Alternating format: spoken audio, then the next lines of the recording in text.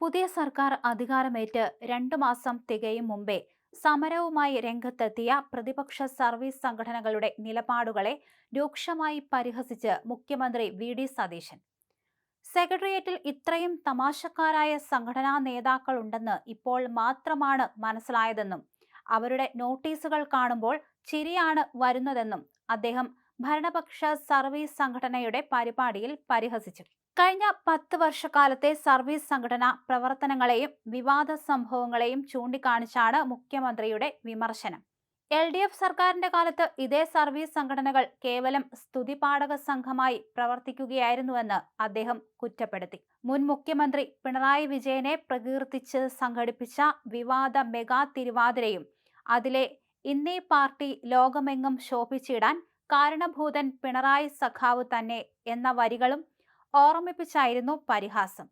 തിരുവാതിരക്കളി, കാരണഭൂതൻ പാട്ടുകൾ തുടങ്ങി ഭരണാധികാരികളെ പ്രീണിപ്പിക്കാൻ നടന്നവർ അന്ന് നടപ്പിലാക്കാത്ത കാര്യങ്ങളാണ് ഇപ്പോൾ ഈ 2 മാസത്തിനകം വേണമെന്നാവശ്യപ്പെട്ട് സമരം ചെയ്യുന്നതെന്ന് അദ്ദേഹം ചൂണ്ടിക്കാണിച്ചു.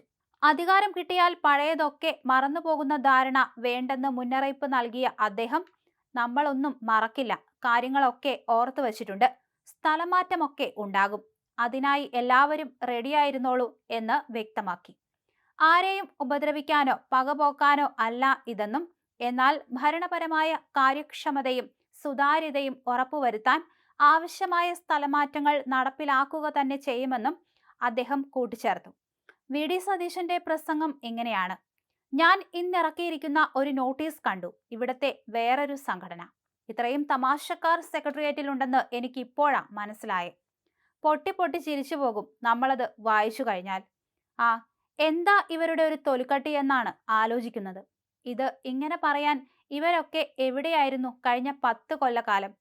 മറ്റേതായിരുന്നു പരിപാടി. ഏത് സ്തുതിപാഠക സംഘമായിട്ട്? മറ്റേതൊക്കെ പറഞ്ഞ് ചീത്തയാക്കാൻ വേണ്ടിയിട്ട് നടക്കുകയായിരുന്നു. എന്നെ എങ്ങാനും അങ്ങനെ പറഞ്ഞാ എന്റെ സ്വഭാവം മാറും. ആ തിരുവാതിരക്കളി, കാരണഭൂതൻ, മറ്റേത് എന്നൊക്കെ പറഞ്ഞിട്ട് ഞാൻ ഏതായാലും അതിലൊന്നും വീഴൂല. ഇതായിരുന്നു പരിപാടി. അത് നടത്തിയിരുന്ന ആളുകളൊക്കെ ഇപ്പോൾ സമരം ചെയ്യാൻ ഇറങ്ങിയേക്കുക. സമരം നമ്മളൊന്ന് ഇരുന്നേയുള്ളൂ, അതിനു മുമ്പ് സമരം ചെയ്യുകയാണ്. എന്തിനാണ്?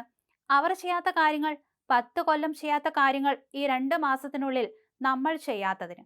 അതല്ലേ സമ്മതിക്കേണ്ടേ? പിന്നെ പറയും സ്ഥലം മാറ്റം. സ്ഥലമാറ്റമൊക്കെ ഉണ്ടാകും. ഞാൻ പണ്ട് പറഞ്ഞിട്ടുണ്ടല്ലോ, നിങ്ങളുടെ യോഗത്തിൽ പണ്ട് നമ്മൾ ഇതൊക്കെ മറന്നു പോകും. അധികാരം